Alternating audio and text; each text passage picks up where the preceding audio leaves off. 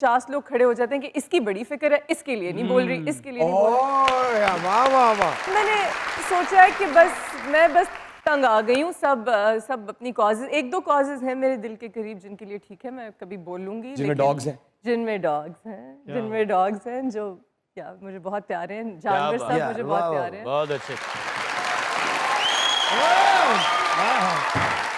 अस्सलाम वालेकुम, ईद मुबारक। माशाल्लाह। शेरे आपको ईद मुबारक। खैर मुबारक। काउंसलर ਹੁੰਦਾ। वाह वाह। बाहर बंदा जिन्हों बह के ईद मिलनी पैंदी। ईद मुबारक, इनकी बातें मत।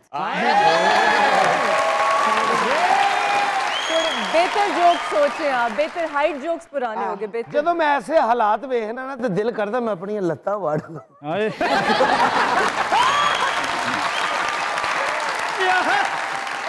ਵੱਢ ਲਾ ਯਾਰ, ਉਂਝ ਵੀ ਤੇ ਇੰਨਾ ਵਜ਼ਨ ਚੁੱਕ ਕੇ ਉਹਨਾਂ ਕੋ ਟੁਰਿਆ ਹੀ ਨਹੀਂ ਜਾਂਦਾ।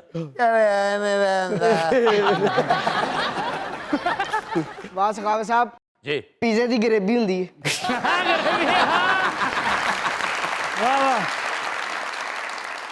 ਹੱਥ ਦੀ ਵੱਟੀ ਸੇਵੀਂ ਹੁੰਦੀ।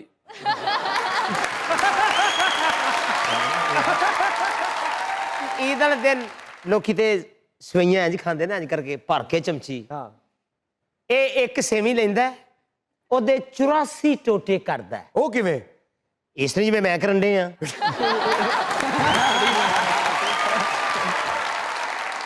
और तो धमकियां भी लांदा सेवी फड़ के, आज मैं तेरे टोटे टोटे कर दियांगा। और एक टोटा मैडम 17 घंटे च खांदा है। कल ने एक टोटा खादा तो 1122 बुलानी पई, टोटा फस गया। ओ मामा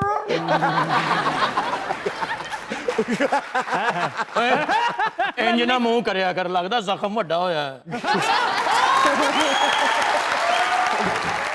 इमरान भाई कल गोशी साहब सीख कबाब लैन गए ने, अच्छा। तो उत्थे जाके नाम भुल गए ने, कहंदे यार गोश्त वाली बांसुरी दें।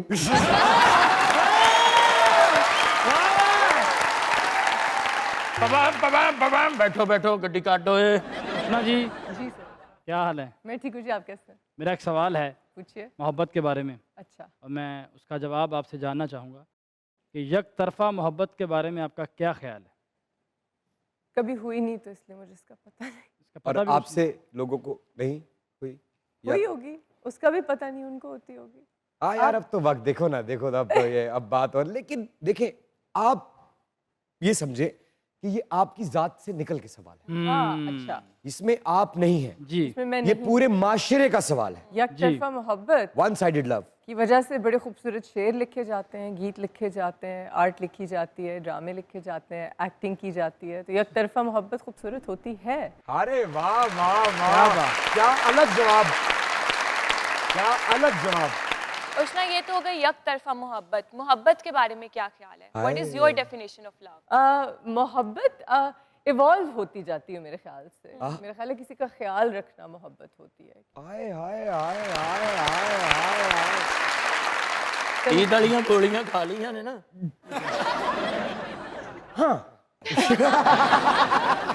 एडा बीमार रहा है, एडा बीमार रहा है, अंग्रेज इन्हों ऑस्कर अवार्ड देने लगे। लेकिन ओए, क्या है तुम्हें, तुम अपने आप पे बड़ा नाज करती हो ना। हाँ जी, लेकिन वो ईद मिलने आई है आज। ईद मिलने आई है। हाँ जी, नहीं नहीं, वो बड़े ऊपर प्यार से बैठ के ना इसको देखने ये कि ये इंसान है कि